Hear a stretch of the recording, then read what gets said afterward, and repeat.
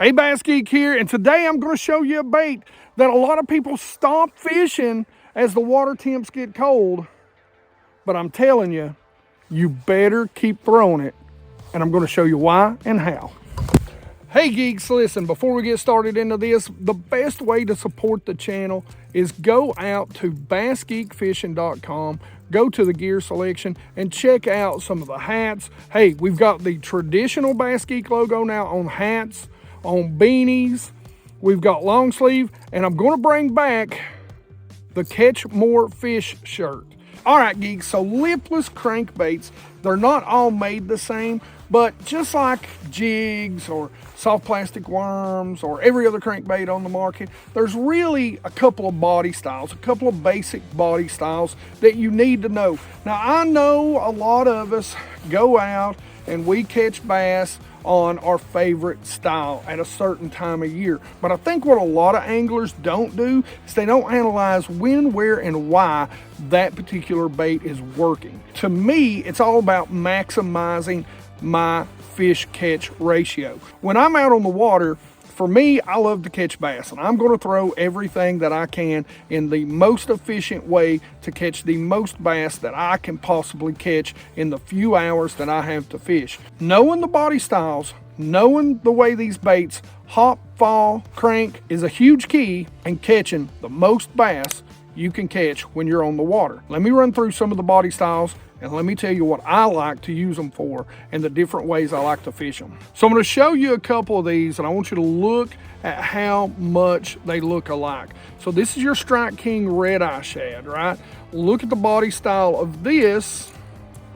The wide nose, you can tell what I love to do with this. This is the Booyah. The hooks are sharp. I think this is the Loud Knocker. I can't remember the name of it, but anyway, so you'll see right here how similar these two baits look, right? Look at how similar they're built. Very wide nose, very kind of same body. Now here is the Profound Outdoors, the Azuma. This is also very much alike. So when I tell you there's only a few kind of standardized body styles out there, a lot of times the only difference comes down to two things: the nose, the overall shape, and the amount of arch from the tail back, from mid-body back.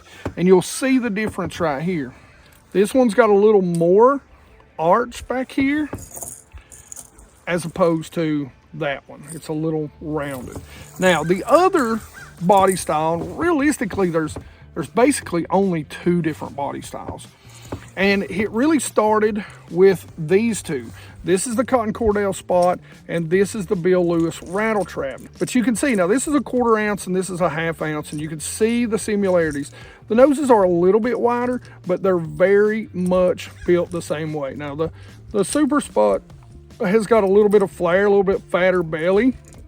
This is kind of straight throughout, but very much the same style of body. Now this is the LV series, but you can see it still has a thinner nose. Now the body style may be kind of a hybrid between these two, but again, the nose is real thin, and to me it's closer to this. You've got kind of that eyeball, you know, oval sort of shape to it. So to me, this bait does a lot of the same things these style baits do. You know, it's maybe a little bit of a improved rat trap sort of thing, but it's very different than these baits. So I do want to talk about what I like and what each body style kind of does. I love to yo-yo and I love to burn. They tend to fall pretty horizontally and pretty straight. When you burn them, they will tilt up, and you can really burn them over flats or over, say, sparse brush. That's why the nose is ground out of this one. These I love to crank, stop, go. I'm not going to really burn these. They're still a decent yo-yo bait. Their fall is a little more erratic and kind of spinny. So I prefer to keep these baits either close to the bottom or moving in some way. So let me show you, kind of my favorite brands. I've touched on them, individually. Of course, here is the Azuma from Profound. This is the Shaker Z, the heavy Shaker Z. This is the Booyah version. I don't remember the exact name. I know they've got a hard knock. They've got some great colors in it. And of course, this is kind of the flagship of this type of body style. And this is the Red Eye Shad by Strike King. Now we get into the other body style, and the Super Spot is one of my favorites. This is just a good traditional style lipless crankbait. And the Super Spot is a budget-friendly brand. A fan favorite is the LV series by Lucky Craft. This thing can do a lot of different things, generally because it does not have that protective nose. I'm not gonna burn it up in cover and really leave those mud trails or come across wood with it. But this thing is great for a lot of different purposes, and it comes in some really great colors. So let's talk about colors. A lot of times I'm not throwing these things in clear water. When we talk about clear water, I've got to have some sort of cover that I'm fishing it over. I've got to have some sort of structure that I'm fishing it over, that the bass can really get down in and not see it coming from a long way away. All right, let's talk about colors. These two, and any bait that is more translucent, and for whatever reason I left all those at home. The translucent ones, the LV series has got a couple of really good translucent colors in them. If I'm in clearer water, we're gonna say 3 foot or more, I'm going with those translucents. If it's a day like today and I'm in clearer water, I'm gonna go with the more solid colors. Something that's not gonna let those bass get a great look at it as it comes by their heads. Dirty water, we're talking a foot or less. I'm going with the crazy colors, going with the super bright and the super dark. So blackback, chartreuse side, fire tiger, that sort of thing. That's where I'm going with when we start getting in less than a foot visibility. Or if we've even got a foot and a half and it's just solid cloud cover and chop like today. You got all three options. Now these are not only my spring colors, but they're also my dirty water colors. Anytime the water is dirty, a red is going to work. Now we all know the red is money in the spring. It is a great color because it's so dark. This is a spring crawl color. Love this bait right before the bass go up on the beds, right as the water is beginning to clear up from those spring rains. All right, let me show you the rod, reel, and line that I love to rig these things up on. All right, let's talk about rod, reel, and line. I use 2 different setups based on the type of cover and structure that I'm fishing. This is my TFO Resolve. It is a 7-foot medium action. As you can see, it's good for a 1/4 to a 3/4 ounce. Perfect for a lipless. Now, I've got it coupled with a Lew's Custom Pro. I like a 6/8 to a 7 on these lipless. Now, not because I like to fish them fast. Most of the time, I like to fish them slow, but there are times when I want to burn them. Generally, I am throwing this on 12-pound test line, and as always, that's going to be the Pro 100, the 100% fluorocarbon from K9 Fishing. Now, this one's going to be more of my heavy cover combo. This is a tactical bass, now a Taction, by the way. Links to everything, by the way, will be in the description. This is a 7.4 cranking. Now, it's got a moderate tip on it, but it's still a pretty stiff rod.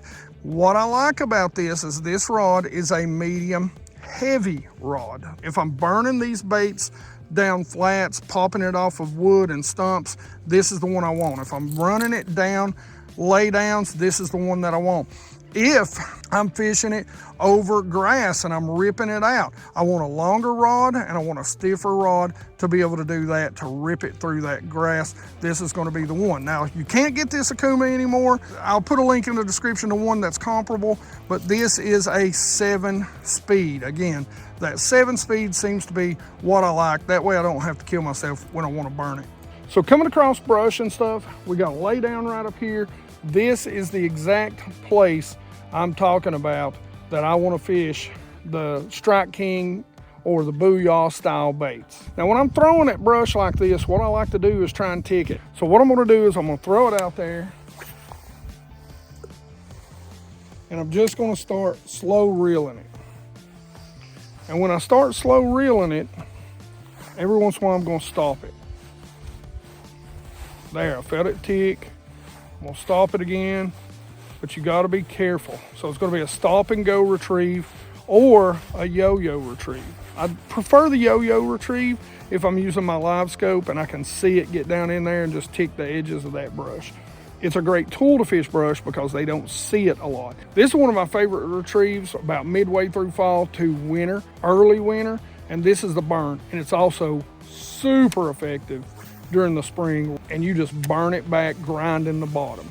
You want it grinding the bottom, throwing up a dust cloud. Guys, you gotta remember, this is nothing but a blade bait. It's a louder blade bait, a little more invasive blade bait. One of my favorite wintertime retrieves is to be able to cast it out there, let it sink to the bottom, and then literally let it sit there and just shake it. Don't move it, just shake it on the bottom. It's one of the reasons why I love the Azuma Heavy Z. This is a 1/2 ounce size, but it's a 3/4 ounce bait. This retrieve is no different than a blade bait. You want it to come up and just do. You'll feel that vibration about 4 or 5 times and let it sink right back to the bottom. You're gonna move it extremely slow, and you're gonna do that all the way back. No different than a blade bait. All right, geeks, listen, do not put these baits down. If you're throwing a blade bait, have a lipless crankbait tied on, because I'm telling you right now, they don't see a lot of these fish the same way you can fish a blade bait in the wintertime. Now, blade is generally going to outperform them. I don't understand why. I guess they're a little more subtle, but every once in a while, a lipless will get you more bites because they've seen so many of those blade baits this time of year. Always remember, small movements. During the wintertime, I really do like a stiffer rod. Lighter line, stiffer rod. All right, geeks, hope this helps you guys catch more fish when it gets cold this winter. But as always, questions and comments in the comment section below. You guys know I love to talk about fishing with you. Like it if you like it. Don't forget to subscribe. Make sure you ring that bell. 100% Water Squad. Love you geeks. You geeks make this channel what it is. It's all for you, about you. You know I love you. And as always, you geeks rock.